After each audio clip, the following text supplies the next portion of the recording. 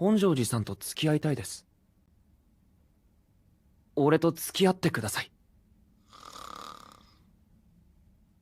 There aren't many adult romance anime, but this one did everything right.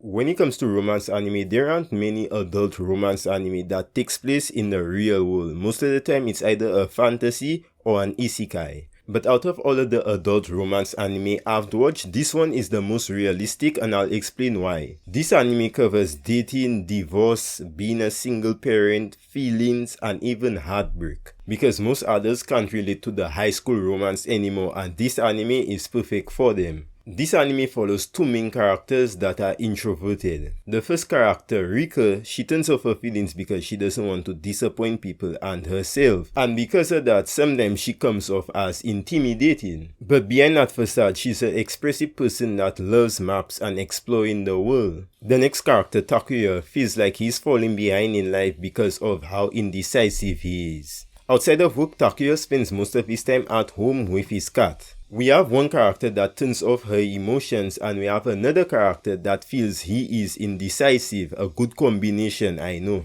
One day the boss makes an announcement saying that they will be opening a branch in Alaska. Single people had a higher chance of being selected than married people. Now nobody at the company liked this because none of them wanted to go to Alaska, including Takuya and Rika. One day on their day off, they bump into each other, and Rika proposes an idea that they fake a marriage so they don't have to go to Alaska. But then their boss finds out about their relationship and throws them a surprise party. Now there's a lot of pressure on both of them to make their relationship look as real as possible. Even though the relationship was fake, both of them ended up getting feelings for one another. Now in the beginning I said Rika turns off her emotions and Takuya is indecisive. As the series progressed and they spent more time with each other, they noticed that those negative traits they had held them back, and they worked on it. Rika became more open with her emotions and Takuya became more decisive. Another thing about this anime I liked is that the side characters played an important role in the series. The first side character I want to talk about is Shinshi. Shinshi was a married man and even had a child with his wife. One night he and his wife got into a fight and she told him that she wants a divorce. After that he went missing, and the following day he didn't go to work. This made his child worry because imagine both of your parents having a fight and then one of them goes missing. So his child went to his workplace to ask his co-workers if they've seen him, and he explains the situation that happened at home. Everybody at the workplace started panicking, and one of the co-workers told everybody to calm down, and he told Takuya to go with the child to look for his father.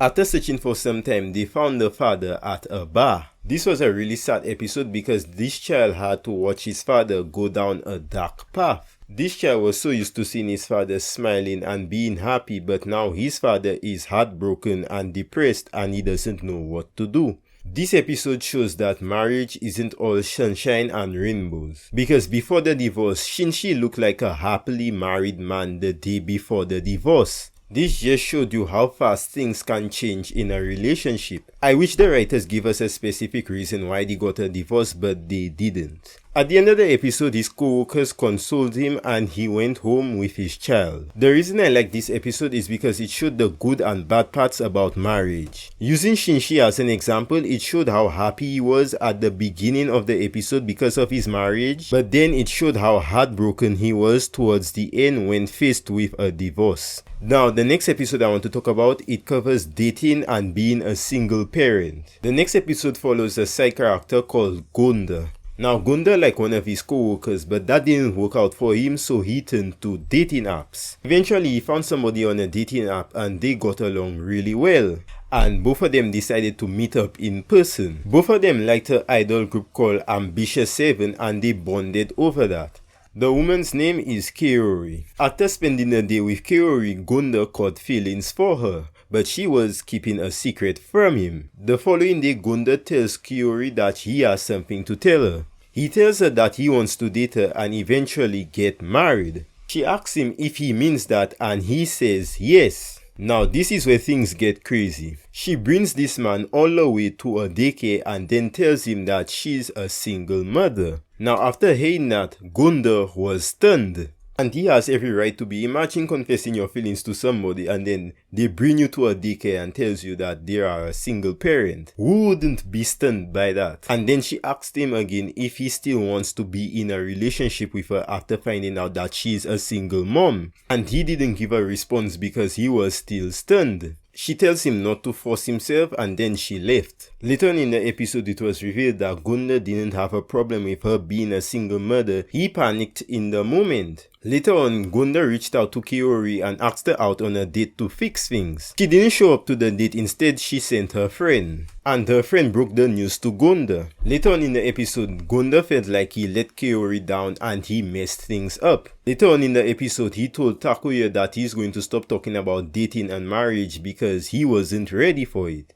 This is another episode I really liked, especially when it comes to dating. This episode really showed that no matter how much you think you are ready for dating, there will always be things that will catch you off guard. Because in the beginning, Gunda didn't expect Kaori to have a child. He thought he was dating another person without a child. After Kaori revealed that she was a single mother, Gunda was shocked. And not only that, Gunda realized that if he wants to continue with this relationship, he needs to take on the responsibility of being a step-parent. As Gunda was explaining his situation to Takuya, Takuya learned something from Gunda's situation. Now let's get back to Takuya and Rika. One day after work, Takuya's childhood friend went back to Rika's place. After drinking for a while, Takuya's childhood friend calls him and tells him to come over at Rika's place. By the time he got there, his childhood friend was passed out on the floor, and he and Rika has a conversation about their feelings. Takuya explains that he isn't good with conversations and he thought he would get better as he got older. The further he gets into adulthood, the less sense the world seems to make.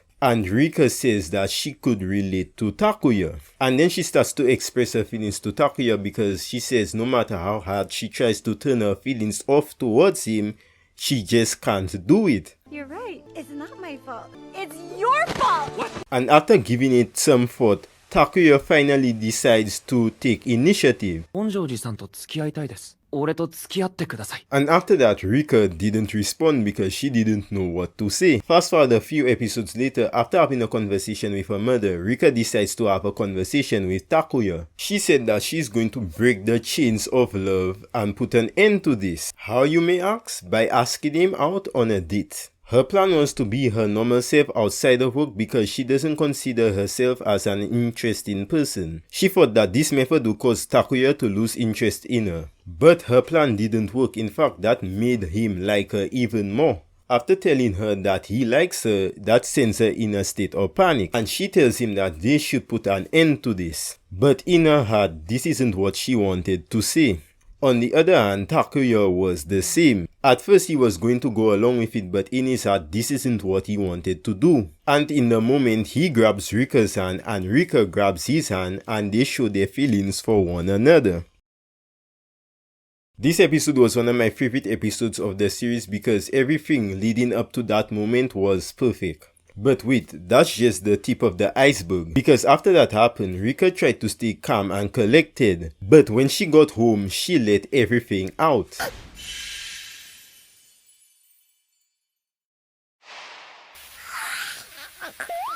Leave me alone!